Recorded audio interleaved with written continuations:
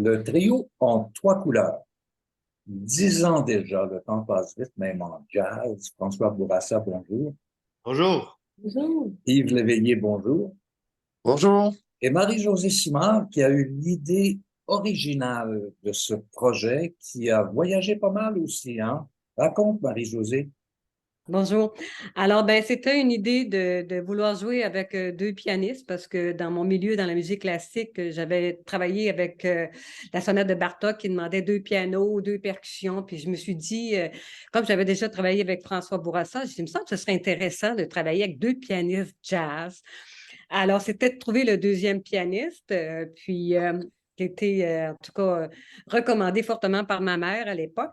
Puis, je suis allée voir Yves en concert parce que, vous savez, jouer avec deux pianistes jazz, est-ce qu'ils vont s'accorder? Moi, je suis la seule percussionniste, alors je peux m'accorder tout seul avec moi-même, mais des fois, le mariage de deux pianistes, là, Uh-huh. puis ça a été vraiment un coup de cœur, là. On a fait une résidence au conservatoire pour expérimenter, explorer le répertoire parce que moi,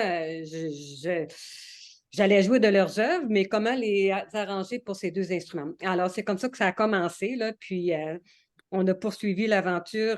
Comme le concert a tellement bien marché, on a obtenu un prix Opus pour le meilleur concert de l'année jazz. Puis après ça, on a enregistré tout de suite avec Atma. Alors là, on s'est dit, on va continuer. Puis on s'entendait très, très bien aussi toutes les trois. Ça fait que ça nous a alimentés là, pour poursuivre l'aventure. Euh, Yves, parle-nous donc un peu de la musique que vous jouez tous les trois. C'est assez diversifié dans le style, pour commencer. On fait évidemment du jazz, mais musique improvisée, des arrangements. Marie-Josée a amené une pièce de Gina Stera qu'on a adaptée pour deux pianos et percussions. Euh, on a fait même une pièce de Mike Manieri qui est plus jazz, mais qui se rapproche un petit peu du folk, d'une certaine façon. Donc, on ratisse assez large.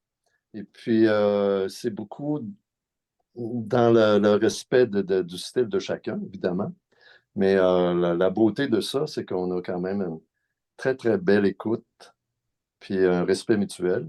Et puis, finalement, la magie opère. A opéré et opère encore. François Bourassa n'est pas le moindre des compositeurs et pianistes de jazz. Il a fait sa renommée pendant toute sa carrière. On lui prête évidemment des choses assez extraordinaires qui lui ont permis de voyager avec ses compositions et de voyager avec vous aussi. Alors, François, j'aimerais ça que tu me parles un petit peu du moment où tu as été approché par Marie-Josée. Ah, ben c'est ça, on a commencé en duo, en fait, hein. Marie-Josée, elle a décidé de rajouter un deuxième piano, peut-être 2 ans après, 2, 3 ans, je ne sais pas exactement. Donc, on a fait un bout en duo. Puis, oui, c'était de mes compos, surtout, hein, je pense, Marie-Josée. Tu avais fait plusieurs compositions, puis Puis, elle avait c'était des solos aussi. absolument Elle avait composé une pièce pour vibraphone solo. solo Puis méditation. ensuite, tu m'as donné de l'ouvrage. Quand elle m'a dit qu'elle m'a commandé un concerto pour Ouais. orchestre symphonique et marimba et vibraphone. Je savais comment l'exploiter. Ouais. Mhm. Non, c'était incroyable comme expérience. C'était épeurant au début parce que je Ah, n'avais pas, j'avais pas d'expérience en orchestration classique. J'avais fait un cours à McGill à l'époque d'orchestration, c'est tout. Donc, ouais, je me suis mis là-dedans, puis ça a été vraiment une expérience très enrichissante pour moi. Puis ça a été joué 3 fois. Alors, ouais, c'est ça. Puis après ça, Yves s'est joint au groupe, puis au duo, puis c'est devenu le trio en trois couleurs. Puis il a amené de ses compositions. Donc, ça a continué de se développer, là. Marie-Josée, comme plusieurs percussionnistes, tu joues plusieurs instruments aussi. Parle-nous donc des différents instruments dont tu joues OK. là, En somme, régulièrement. moi, j'étais surtout spécialisée pour le vibraphone marimba après que j'ai fait le conservatoire, parce que c'est sûr qu'au conservatoire, à l'époque, dans les années 77, 76, il n'y en avait pas beaucoup des femmes qui voulaient faire de la percussion solo, être soliste.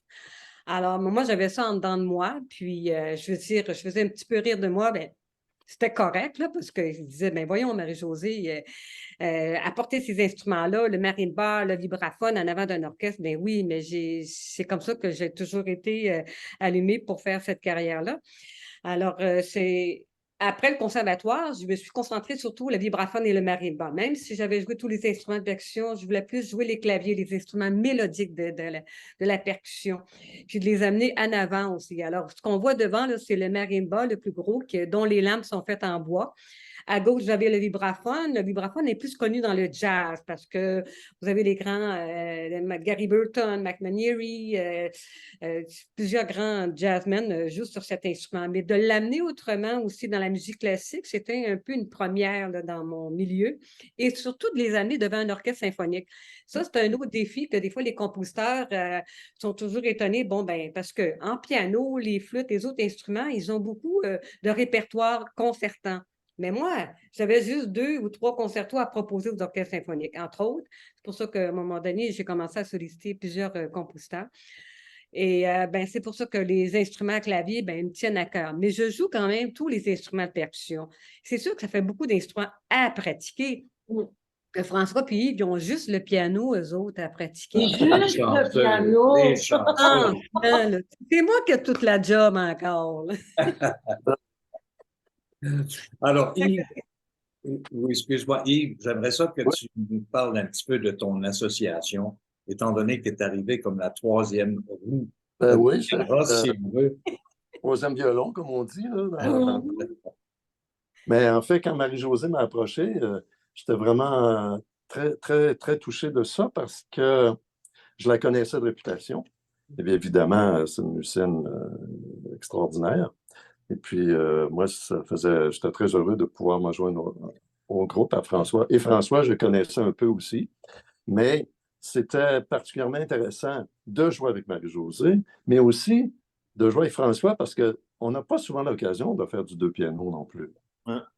Alors, c'est rare qu'on peut dire je joue avec tel pianiste quand tu es pianiste. T'sais. Alors là, on a cet avantage-là.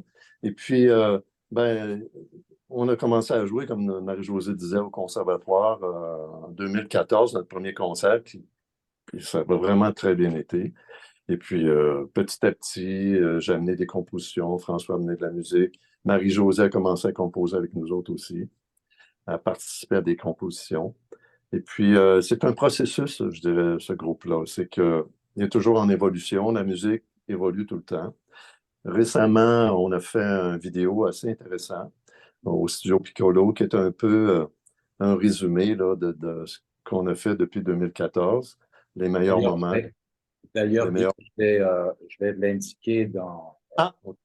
Ouais, on va pouvoir cliquer sur le lien qui va être juste en bas de notre reportage. Dans les commentaires. Ouais, pour que tu le saches.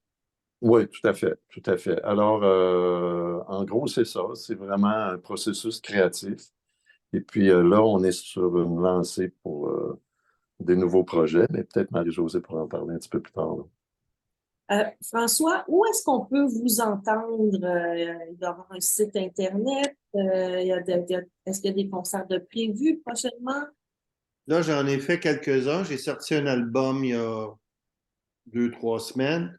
Là, il y a quand même une petite pause. Là, je suis dans différents projets. Donc, il y a un projet Bill Evans avec Michel Donato. Si on joue au Festival de jazz du Mont-Tremblant, là, je pense que c'est le 4 ou le 5 août. Ensuite, j'ai un duo avec Samuel Blais.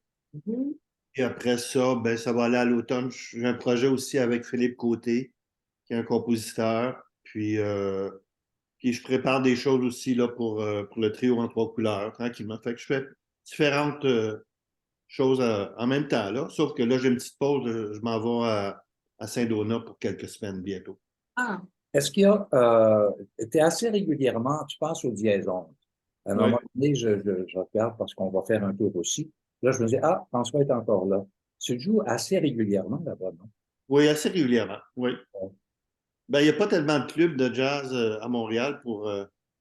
c'est des endroits, c'est sûr que des fois, c'est difficile parce que c'est soit bruyant ou le piano n'est pas... mais c'est quand même des endroits intéressants pour essayer de faire des expériences. Ben voilà. Puis essayer de jouer régulièrement quand même, le plus possible, pour se garder en forme. ça. Donc, j'aime ça quand même aller jouer dans des petits clubs, là. François, excuse-moi, Oui, oui. j'aimerais juste montrer cette photo avant que tu poses ta question, Sylvie. C'est une photo que je trouve intéressante parce que vous êtes en Chine et vous avez quand même beaucoup voyagé tous les deux. Oui. On Ah a oui, fait on passe devant la photo en plus. Ben oui, ben oui. Une affiche immense à l'extérieur du théâtre. C'est grandeur nature, là, ça passe. C'est incroyable. Alors, ça s'est passé comment, Marie-Josée, cette invitation-là? Ben, en somme, c'était toute une expérience pour nous parce que de faire quand même 17 concerts en Chine, il y a eu deux grands diffuseurs qui nous ont invités. Puis, c'était d'apporter tous les instruments de percussion là-bas parce que j'apporte un marimba, je ne traîne pas une flûte. C'est quand même un processus qu'il faut penser d'avance, aller chercher aussi toutes les subventions pour... Puis, ce qui est extraordinaire, en tout cas pour une des choses que je trouve importante pour le trio Anthro-Club, puis je veux vraiment le mentionner, c'est que c'est du répertoire de François, de Yves et du trio. C'est vraiment des œuvres originales, des pièces qui, c'est pas, on ne va pas aller représenter des musiciens jazz ou d'autres compositeurs qui, des hommages à. Alors ça, c'est pas toujours évident d'engager un ensemble qui fait de la musique créative, là, puis qu'on arrive, c'est des pièces de Yves, puis on les arrange, puis de François. Ça, c'est une. Puis d'être invité en Chine avec le répertoire original de ce qu'on fait, là, c'est quand même extraordinaire qu'on a réussi à faire tous ces concerts. C'était des salles de concert pour nous accueillir. Le trio, là, ce qui est le plus difficile, c'est vraiment l'effectif. On a besoin de 2 pianos à queue et mes instruments de percussion. Les instruments de percussion, c'est réglé. Mais les 2 pianos à queue, là, quand on pense les diffuseurs au Québec ou au Canada, il n'y a pas beaucoup de salles là, qui ont 2 pianos à queue. Disons que quand on est en Chine, on fait des grandes salles de concert, bien évidemment, on a toujours été gâtés pour avoir les pianos, puis de faire la tournée, puis c'était des salles magnifiques, là. Alors, c'était une des raisons que je trouve que l'Asie, ça nous intéresse beaucoup de voyager, mais plus encore à l'étranger, parce qu'ils sont capables d'accueillir l'ensemble avec toutes les exigences qu'on leur demande d'avoir nos pianos, parce que ça me tente plus ou moins qu'un des pianistes qui joue sur un piano électrique, là, même si des fois on n'a pas le choix, là, mais disons que de voir François puis Yves jouer sur 2 pianos, c'est comme avoir un orchestre symphonique, mais en jazz. Puis là, on peut faire plus de choses, plus de couleurs. On peut jouer dans les cordes du piano. François a trouvé des choses extraordinaires aussi. Il a mis des morceaux de bâton dans les cordes du piano qui donnent un effet formidable. Alors, on est toujours un peu à la recherche de trouver des salles de concert qui peuvent avoir 2 pianos ou bien. Ben, Alors, c'est un peu ça. Mais les tournées en Chine, on a toujours été gâtés pour ça. ça prend presque une scénographie et veiller pour vous autres, parce qu'il faut les installer, vous êtes tous à vue, et en même temps, il faut que la sonorité soit comme, tu sais, faut que ce soit dans un ensemble.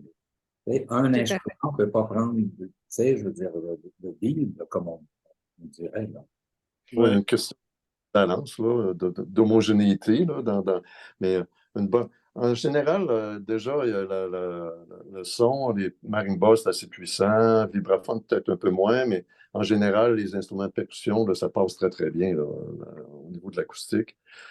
En général, on fait ça totalement acoustique, sauf des lieux où vraiment on n'a pas le choix. Là, il va y avoir des micros d'appoint là, pour aller chercher l'ambiance des instruments. Et puis comme ça, pour qu'il y ait une balance pour les auditeurs, là. Moi, Mais en général, j'ai beaucoup aimé, Yves, si tu me permets, ta oui, définition de votre trio en 3 couleurs, c'est originalité, créativité et audace.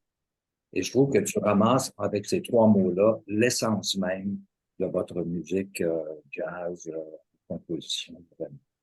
Alors écoutez, Marie-Josée, puis merci beaucoup d'avoir initié ce projet-là, qu'on puisse en parler un peu. Euh, C'est et il y a un disque en préparation? Oui, bien, c'est ça, parce que comme on est 3 musiciens qui avons chacun nos carrières indépendantes avec nos trios, nos ensembles. Puis, alors, le trio, c'est pas on n'est pas un ensemble qui va faire un disque à tous les 2, 3 ans, là. On a mûri notre affaire, on a fait des tournées parce qu'il faut roder, puis on prend ce qu'il y a de meilleur, puis là, on a d'autres idées avec l'Asie qu'on espère qu'il va fonctionner. Alors, c'est sûr qu'on prend comme presque 8 mois là, de créativité, de choisir vraiment le répertoire parce que le premier disque a très, très bien marché, puis il y avait vraiment un esprit où on s'en allait. Puis là, ben, quand même, ça fait 10 ans là, qu'on se connaît toutes les trois. Là. On a une chimie entre les trois, puis on s'aime beaucoup dans la vie aussi. Alors, c'est pas tout d'être des musiciens qui jouent, qui font leur job. Là.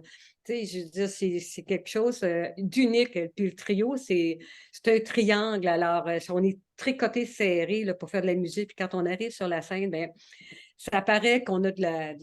Mais c'est ça, la complicité, c'est quelque chose qu'on ressent en tant que spectateur quand il y a une complicité L'orchestre entre les symphonique, hein, tu sais, musiciens. avec l'orchestre, puis le chef d'orchestre dirige, puis là, il sent tout son orchestre, là, puis ben, le trio, c'est comme ça, là. Puis le deuxième disque, je vous le garantis, là, vous allez en entendre parler. Alors, Et vous, Marie, il n'y a pas de problème. Quand tout vient. on vous suit à la trace, François Bourassa, Yves Lévesque et Ben, Marie merci. Simard. Merci beaucoup, puis à Merci à bientôt, tous les j'espère. Merci Ben, beaucoup. Avec plaisir. plaisir. Bye. Allez. merci Merci. d'avoir écouté. Merci, au revoir. Au Merci. revoir.